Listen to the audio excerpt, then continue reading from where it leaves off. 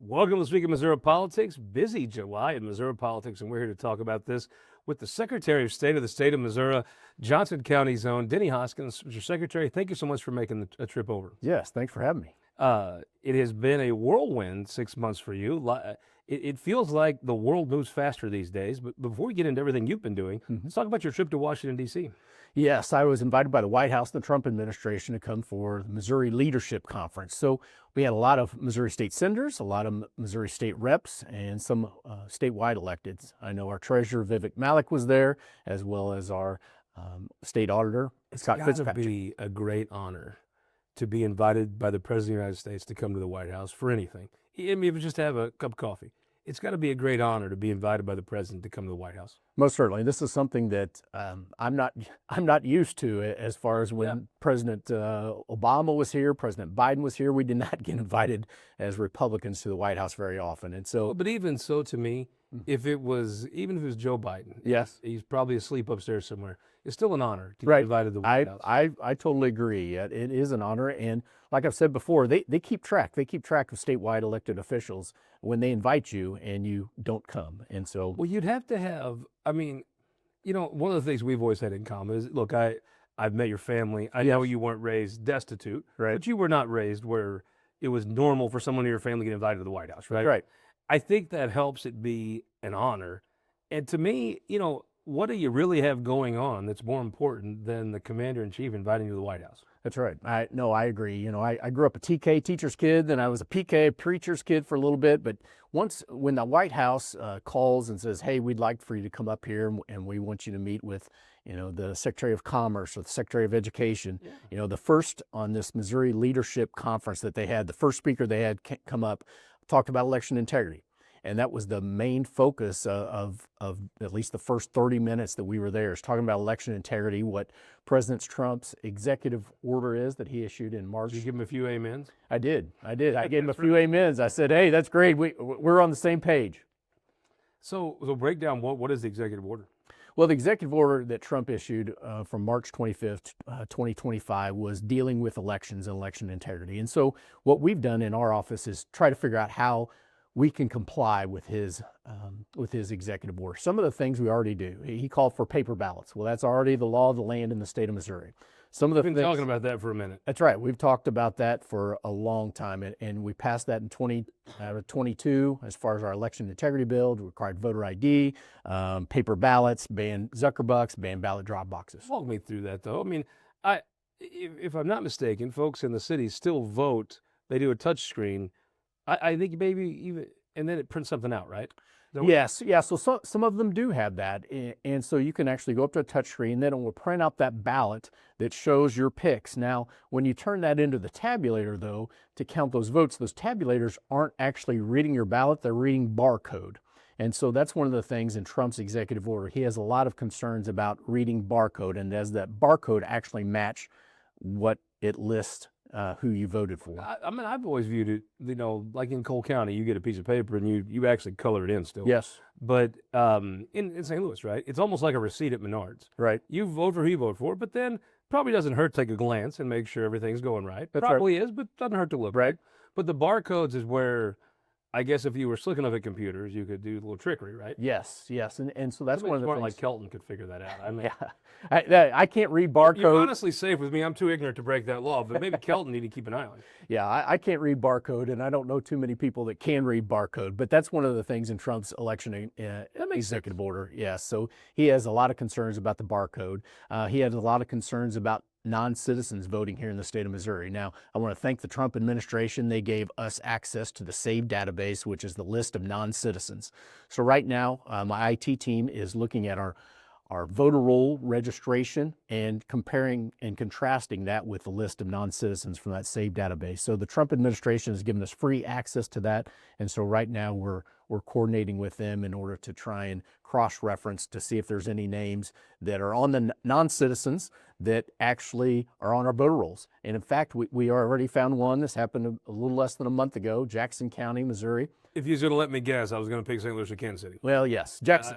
You could have narrowed down to two pretty easy for me. That's right. So Jackson County, Missouri, they had a individual, non-citizen, who voted in the November 2024 election, And so not only are we taking him off the voter rolls, but we're working with ICE in order to send him back to his home country. You know, I just there's a feeling I've had. You know, we've talked before we went on the air about tariffs that America's been taken advantage of. Right. You know, we've been successful, we've been fortunate, and I think America is generous under the laws. Right. Is a pretty generous nation. It's a very generous nation, to be honest with you. You know, it's frustrating when they take advantage of that, and I think, you know, in part illegal immigration does. Certainly, voting in the elections that set the policies. I mean, I doubt you voted for Trump if you're an illegal voter in the state of Missouri, right? I mean, it does feel like there is an element of Missouri being taken advantage of.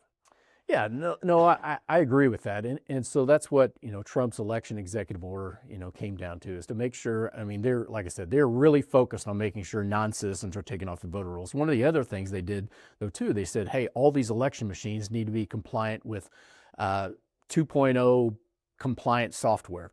Well, you know how many election machines in the United States are currently compliant with the EAC's 2.0? Zero. So. Yes, and so they've given these election machine companies 6 months in order to become compliant. So that 6 months comes due in September. So that's something else that we're working with them. Like, what's the next steps? If none of the election machines are compliant with the Compliance 2.0 software, what exactly does that mean? I've watched. You know, to me, the Secretary of State's a challenging job. You're the state's chief election authority, in much the same way the Attorney General is the chief law enforcement officer. But there's 114 prosecutors. They can run their offices like they want. Yes. And they really aren't beholden in any way to the chief. That's right. They're a bunch of Indians that I guess have a chief, but the chief doesn't have a lot of power. Right. So when you've had some plans like hand counting ballots. Yes.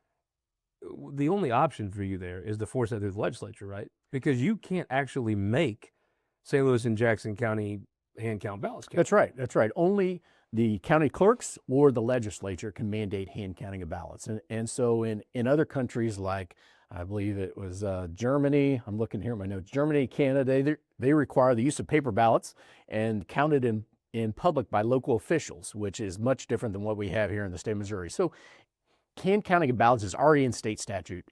The process and procedures are already there. So I know some people are like, well, we've never done this before. No, we haven't had machines forever. And so, you know, with Trump's election and Guten Tag, first of all. Yes, Guten Tag. Guten Tag. Well, what would it hurt? I mean, I've heard some people also that have been a little derisive about the concept of hand counting. But Yes. to me, you could have a machine count on election night, right? Right. And you can post that count. And let's be honest, 99.9% of the time, especially if they know a hand counting is going to happen, let's say the next morning, you let the election authorities do their thing, and then they run it through the machine, but then they sit down the next day, hand count them. Right. I'd almost think the threat of that hand counting makes people more honest, but there's a way to do this that's not some monotonous 4 a.m. thing. Because I even in the state Senate, I watched you guys. Yes. You didn't do your best work at 4 a.m. No. I watched Not it, at all. and I was the only member of the press there most of the day at 4 a.m. You did a lot of great work at 6 p.m. or at 11 a.m. Yes. I think there are some common sense ways to split the difference here and accomplish getting a count out quickly. I think people like that. I don't trust when there's ballots coming in, it takes forever. right. That starts to raise questions. Yes. But you could count those ballots with your machines you have now.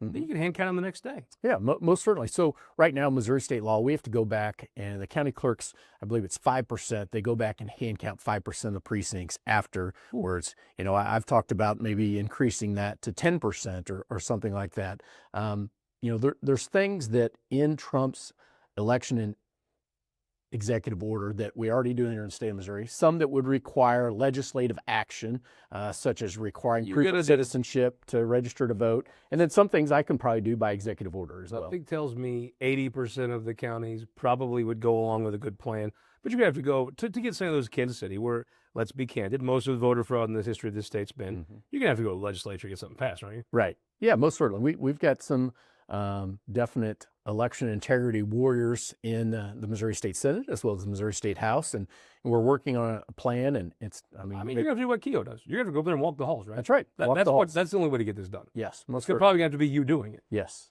most certainly. Speaking of, you've been there 6 months now. Yes. Put together a great team. Yes. I think that everybody's been impressed. You got some newer folks. You got some experienced folks. Right. That Rachel Dunn. Right. We're big fans of Yeah. hers. Yeah. Rachel's You doing put great. together a terrific team, though.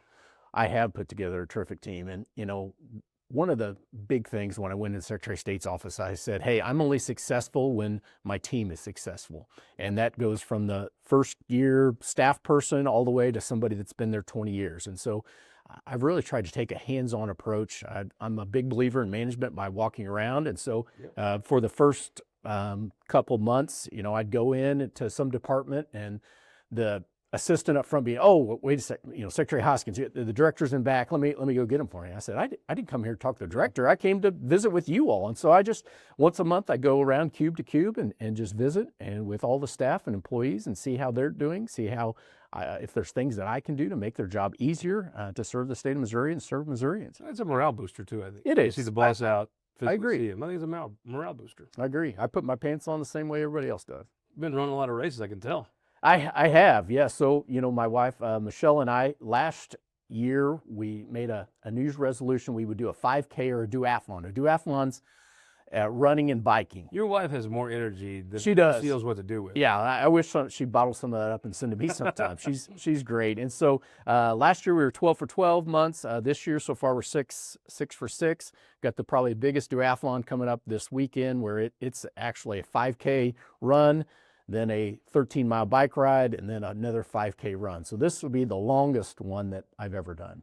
Yeah, that's making the back of my legs hurt. You talking about this? Tell me about Axel the dog.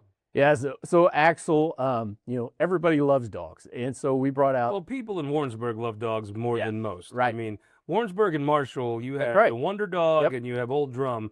That's a dog country. It is dog country, and so going around and meeting with a lot of the employees, I'd look on their walls and they've got picture of them and their dog and things like that. So I brought Axel to the Secretary of State's office down the Kirkpatrick building and taken him around with me, and everybody loves Axel. In fact, many of the employees have bought dog treats, and so when I bring Axel around, they give him dog treats and See, I bring Gussie to the Capitol, and people give him candy to the point he'll throw up. He's thrown up twice in the Capitol because everybody gives him the candy. Yes. But he loves it. You have to ask him. He thinks the Capitol is a big trick-or-treat zone. Hey, that's great. That's great. Yeah. So Axel fits in well, and everybody loves him, and so I usually try and bring him in, once or twice a month, and it's awesome. It's a good conversation starter. Mr. Secretary, thank you so much for the time. We appreciate it. Hey, thanks for having me. We'll be right back. Jake Kroesen is going to take over our Opinion Maker panel with the debut of Chelsea Rodriguez when we come back. For more than a century, the St. Louis Carpenters Union has shaped our communities. Through trusted alliances, we deliver skilled professional craftspeople while our business partners provide the kind of quality jobs that keep our economy humming. It's a blueprint that has worked since 1882. Turning Missouri into a right-to-work state stalls progress, wipes out jobs, and kills momentum. Right to work is wrong for everyone. Let's keep Missouri moving forward. Visit carpdc.org to learn more. Missouri farmers have been doing what's best for their land for generations. After all, no one knows what it takes to feed and fuel a growing global population better than they do. So why are trial lawyers threatening Missouri farmers' best defense against weeds? Our farmers don't need to be controlled. They need to be supported. Keep glyphosate in our state. Show your support at TakeControlMissouri.com. Paid for by Modern Ag Alliance in support of Missouri farmers. Missouri's childcare crisis is hurting our children, families, and even our economy. Currently, 78 Missouri counties are designated as childcare deserts, where the number of kids needing childcare exceeds the number of available options. Today, some Missouri families are spending more on childcare than housing, and Missouri's childcare shortage costs our economy $1.35 billion every year. Missouri families and businesses deserve better. Learn more at mochampionofchildren.com. Some politicians claim cockfighting is a proud tradition, but is it really something to be proud of? Cockfighting isn't just cruel to animals, it's cruel to humans. It's linked to organized criminal activity, illegal gambling, even drug trafficking. Leading law enforcement and Christian groups have spoken out and are urging a stop to the violence. But some politicians want to give cockfighters a pass. Keep cockfighting out of our state. We have a severe weather alert to report here. The storm is also bringing the threat of damaging winds and large hail. Here's the thing. When storms bear down, we step up. Ready to begin? You bet.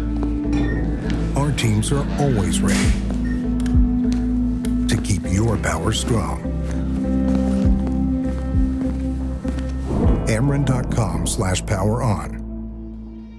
Welcome back to This Week in Missouri Politics. Today we've got a great opinion maker panel for you. Jack Cardetti, thank you for taking the time. Thanks for having me. Democrat comms strategist Chelsea Rodriguez, thank you so much. Thank you so much. And a legendary duo, Stephanie Bell and Marc Ellinger, thank you so much for taking the time, guys. Glad to be here. Great to be here.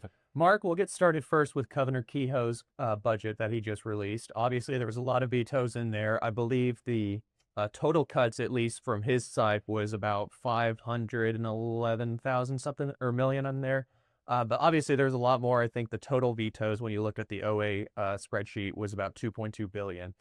What do you think some of the effects are going to be? Obviously, Governor Kehoe said that some of the strategy here is to tighten our belts before GR really starts to take a hit here in a little bit because of that cut to the capital gains tax. What do you think is going to be the long-term plan that he's got? Well, I mean, I think he sets him up for a better budget year next year than maybe he would have had he not made those cuts. I mean, ultimately, we see revenues are flat in the state. And the COVID money that's been kind of the largesse that the state's lived off of now for a bunch of years is pretty much gone or has been dedicated to, construction projects that are in process. So if you're looking forward, if you start spending all your money now, next year when the belt tightening comes, you won't have anything. A lot of those cuts and vetoes really had to do with federal funds that were in and out. Like, for example, the road fund had a pretty big cut in it, but doesn't really affect projects. A lot of small communities really feel the impact because they had special little perks in the bill. And that's probably the wrong thing to be in bills in the first place. If we're going to do funding for local communities, it ought to be in something more general. If it's going to be specific, I think you always take that danger, but it does set things up for maybe a little more conservative budget next year. Debbie, there's obviously a good number of things in there that were kind of last minute items, mainly the tornado funding for the St. Louis area and the boot heel. What do you see as being the long-term effects? Do you think we're eventually going to try to go for an elimination on the individual income tax? Do you think Governor Kehoe is kind of setting ourselves up to see a budget reduction overall when that comes about? What do you see there? Well, I'm hearing there's a lot of support for elimination of the individual income tax, but that money has to come from somewhere. I mean, that is a lot of the budget right now. And so I know a lot of folks are in kind of the camp of the sky is falling because they saw a 0% year-over-year growth. But if you look at the last fiscal year, we still beat the consensus revenue estimate. I think a lot of that growth number might be tied to the Biden economy. And now with the passage of the big, beautiful bill and our economy doing better, perhaps we see more growth next year. So I think it's going to be a difficult budget year next year, but I'm hoping that we aren't all in the camp of, the sky is falling. We need to keep back all of this money because the fact of the matter is Missouri has a lot of money sitting in the bank. And he kept in there the school choice funding stuff for the ESAs. Do you see that being expanded over the next couple of years, especially next session? There's a lot of talk that they might have a final push for a full school choice program. Do you see that being a possibility? I sure hope so. I've been a longtime advocate of school choice. I picked up and moved my family to get into a better school district and wish I didn't have to do it. So, I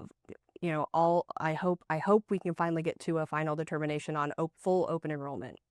Chelsea, speaking of school choice, obviously, I was kind of shocked to see that they were going to keep in there the full foundation funding formula. Do you see, there's still talk that he might be able to claw it back. I don't know exactly what the rules are there with withholding funds, but were Democrats surprised to see that? And was it a welcome surprise? It's always a welcome surprise to make sure education is fully funded. Look, I think a budget is a really good way to look at someone's priorities, value set. I think it's really hard to take the Republican Party seriously with the sky is falling when we cut things like public libraries, we cut Head Start programs, but we kept the capital gains tax in, which is going to blow revenue. The COVID money is leaving, so we're going to have to find that money somewhere. I find it very interesting that we keep choosing to give rich people more money and defund things like the schools or the libraries. Jack, obviously in Washington, there's some talk that they might try to look at getting rid of FEMA. There's other talk that in Washington, they're going to do stuff about Medicaid and Medicare. What's that? Obviously, that's going to have a big impact on how our state deals with stuff in the future. Tornado season was a huge problem this year. Obviously, that was a last minute bit of funding that the special session was called in for. Do you see the state budget getting smaller, or do you think it's going to get larger overall if Washington continues down this road of getting rid of these bigger programs? Yeah, I mean, over the last 5 years, we've had an unprecedented amount of federal money flow through the state government. Started with the first Trump administration, really came through with Biden. He put a lot of resources into state governments. We've been living very well off of that.